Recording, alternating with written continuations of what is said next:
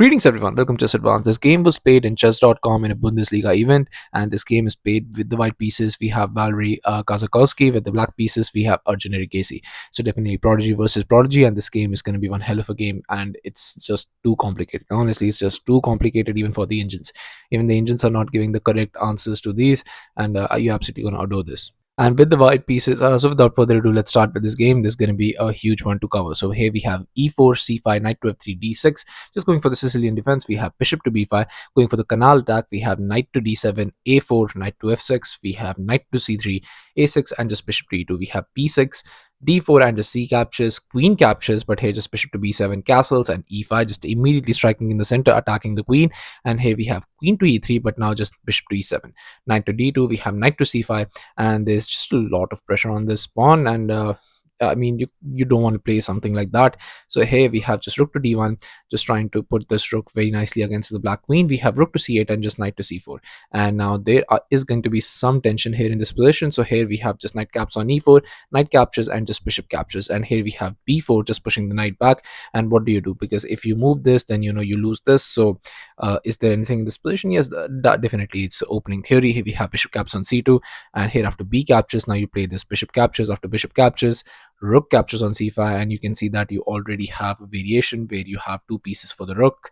So definitely it's gonna be very interesting, and a few pawns also, but that's besides the point. We have a knight to b2 was played, castles, and here just knight to d3, attacking the rook. Rook goes back. We have bishop to b3, and here just going for a very nice rook to c3.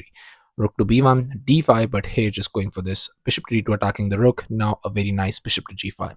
Queen captures, bishop captures, and here just you can see that the position is looking very insane, but you can just capture the rook. And now the same position that we have, two bishops against the rook. It's supposed to be winning for white, but in this position black is actually much better because he has many pawns. Arjun has many pawns in this position, and if he starts to push them, this game could end very soon.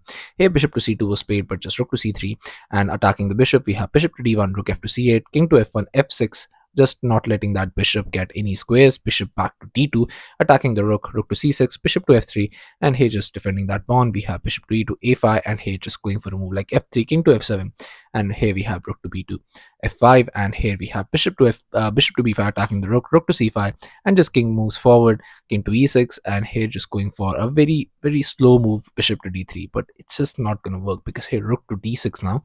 And what do you do in this position? Because here bishop to c2 was tried. I mean, all of these pieces are there, but they cannot do anything, and with all the pawn storm that's about to happen, even one single breakthrough is going to be very much difficult to hold. So here just e4 by Arjun, and how do you do anything in this position?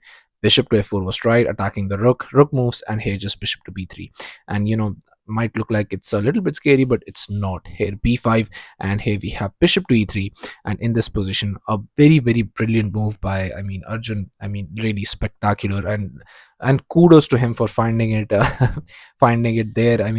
You don't play a move like this. You have to play it very thorough, and you have to be play like play exactly like that, like sacrifice the piece.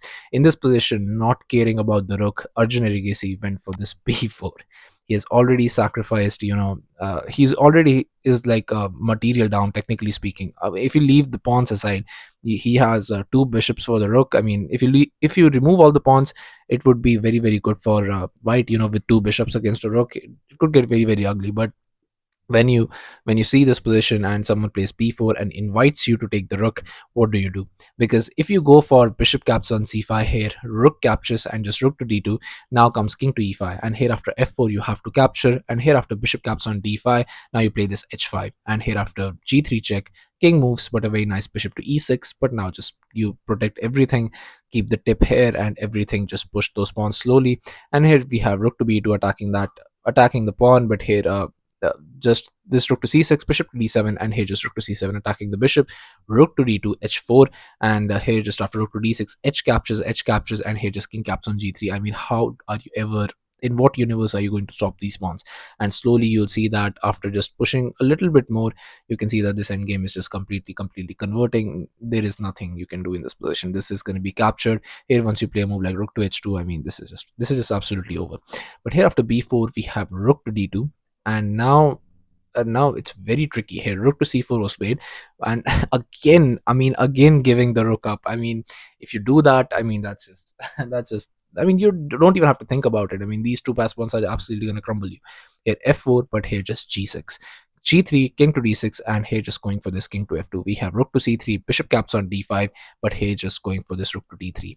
Bishop captures, rook captures, bishop captures, and bishop captures. So black has a dark squared bishop, but here against these pawns, I mean, it feels like it's going to be very much difficult. And that too, with this pawn being on a light square, how are you going to defend that pawn? Here king to e2 was played, king to d5, but here just going for this bishop to d1. We have king to d4, king goes here, but a very nice e3 in this position. Bishop goes back, and here just going for an h5. Bishop to b2 check, king moves, and here the bishop blocks, but here just e2, and now you have to cater to this pawn. You have to go back, and I will just go and I will just capture this pawn and just push those two pass pawns, and there is nothing here that can stop me. King to d2, king to b3, bishop to f6, king captures on a4, king captures on e2. We have king to a3, king to d2, and here just king to a2 and king to c1 was played, but now just a4 came, and it was on this move, on move 57, that Valery Kasakouski resigned the game, and beautiful, beautiful victory by Arjun. I mean, spectacular play, offering the rooks, I mean, twice in the game, and just with pawns, even though white is up a complete bishop, just, I mean, it's a spectacular, spectacular play by Arjun Erigaisi. Really kudos to him.